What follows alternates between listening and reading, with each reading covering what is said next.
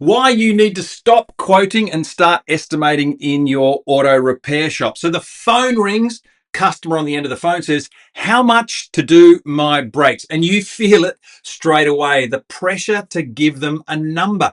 And you want to give them that number really, really fast. You probably want to make it sharp because the shop down the road is cheaper and you're desperate to win that business. So you shave off the price, you give them the best figure you can, and half the time they don't end up booking with you anyway. And the other half, when they do book, well, you do the work and there's nothing left in it for you. Here's what that instinct is really doing for you. Every time you win the job by being the cheapest, you're filling your shop with the one customer who will leave you the second someone else is $1 cheaper. So you think you're winning work, but you're training people to shop you on price. Now, this isn't a pricing problem. It's a selection problem. And the word you use to answer that phone decides which customers you win and which ones you're going to be stuck with. And most owners are using the wrong word without even knowing it. Now, in a minute, I'm going to show you the one word that's quietly costing you customers that you actually want. And this whole episode is about the conversation the people at your front counter have when the phone rings. We've got a full training on that. It's called Superstar Service Advisor. It's a $197 investment and you get to keep the training for life. The link's in the description box below. You can grab it at the end of today's episode. Now let's start with why competing on price just never works, because it feels like it should, right? The moment you decide you're going to win a job on price, you've entered a race, and it's a race you can never win. There is always someone cheaper. There's a bloke working out of a shed down the road. There's a shop that's cutting corners that you would never cut because your professional skill set, and your commitment to what you do just won't let you do it. But someone who doesn't even know their numbers, but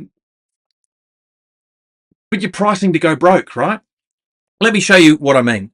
Now, every time you shave a number to win a job, you take one more step down this slope, right?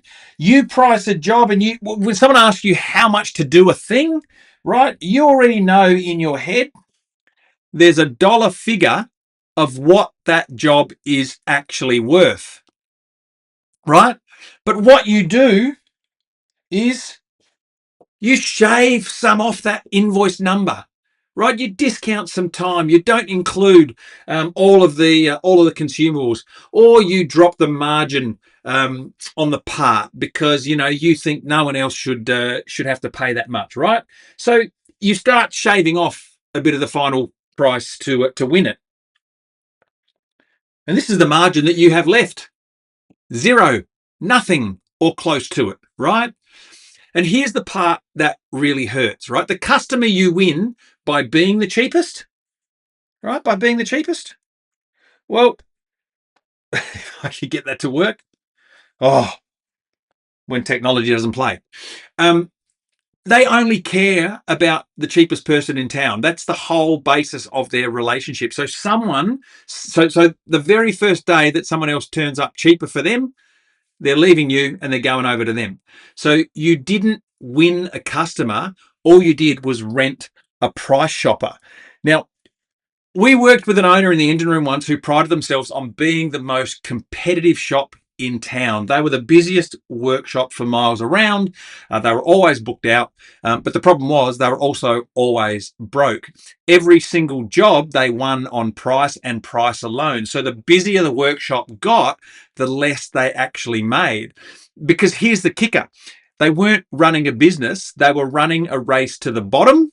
And the problem was he was so good, he was winning that race. So good at renting price shoppers, he was winning that race.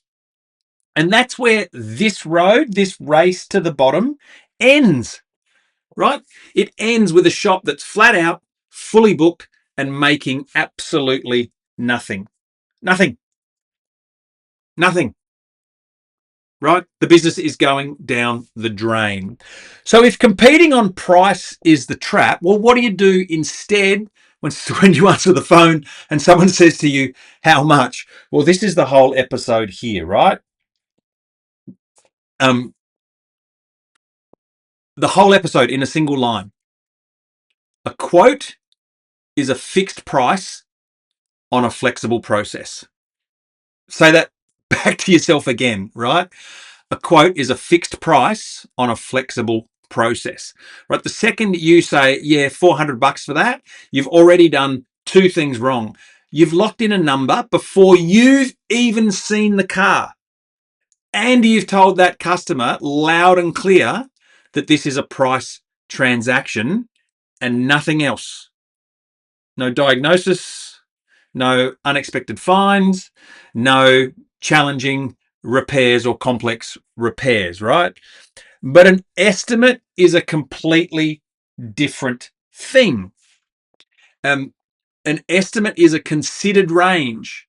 It's built on a conversation, it's built on a diagnosis, and it's built on the actual work that is sitting in front of you that requires authorization from your customer to continue.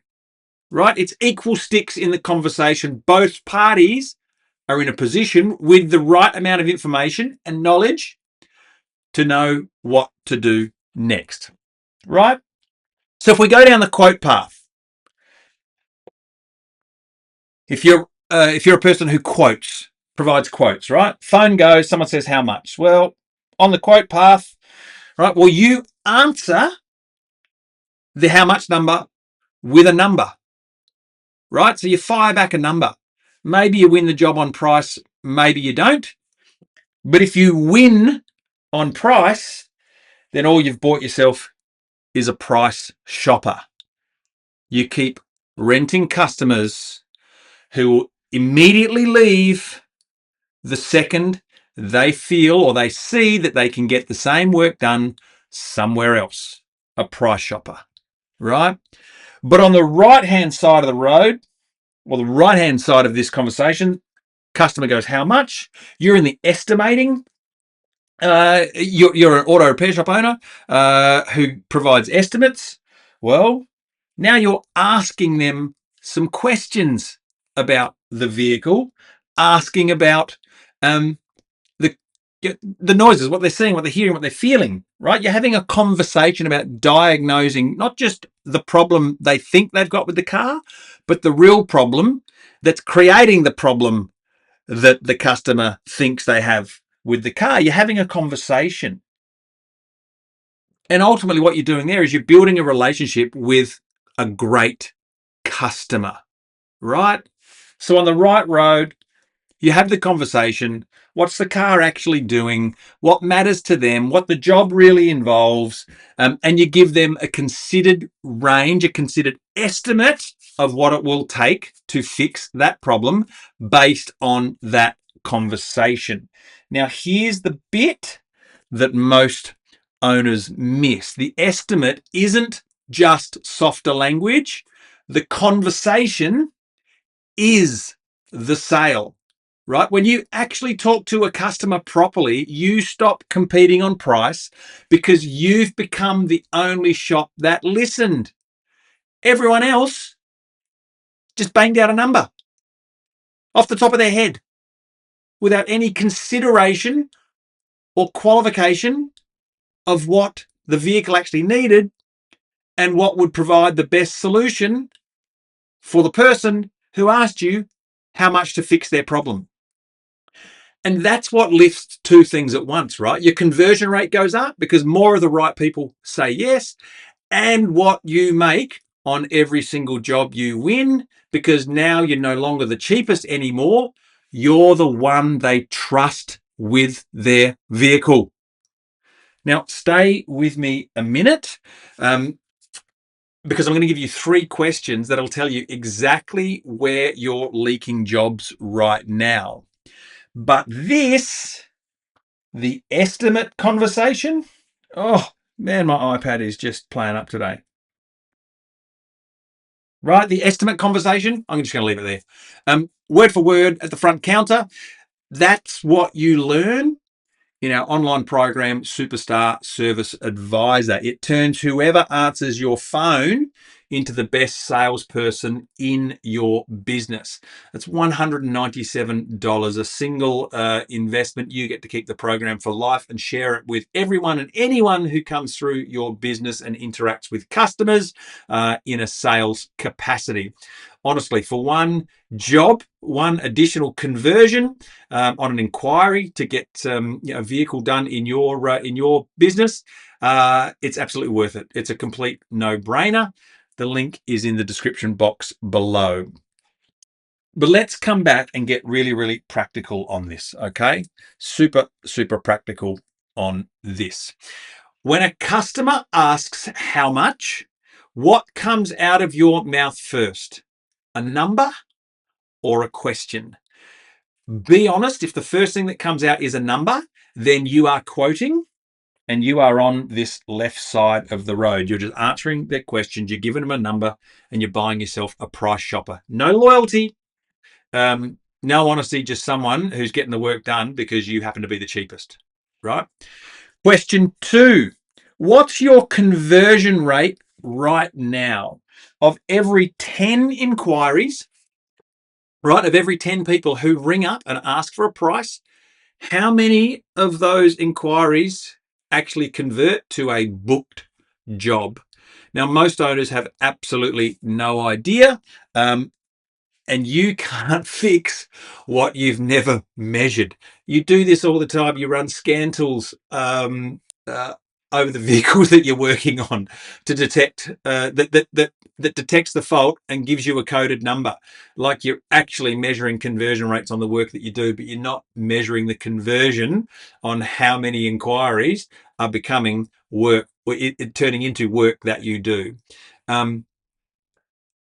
And if you don't know your conversion rate on your inquiries, well, then that's actually one of your first jobs this week. And question 3, the last job that you purely won on price, would you want a shop full of that type of customer?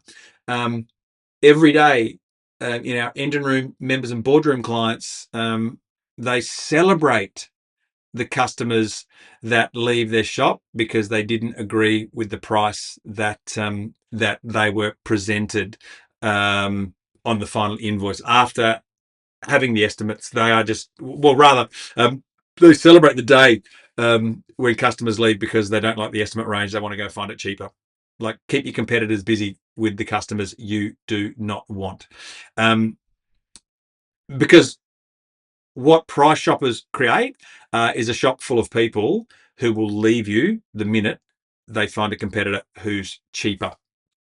And that's the exact work that we do with owners inside the engine room, right? We look at how your phone gets answered, what the conversion rate actually is, and we help to rebuild the conversation so the right customers say yes to the prices that you charge, and the price shoppers politely take themselves down the road. So here's the shift I want you to make as a result of today's training, right?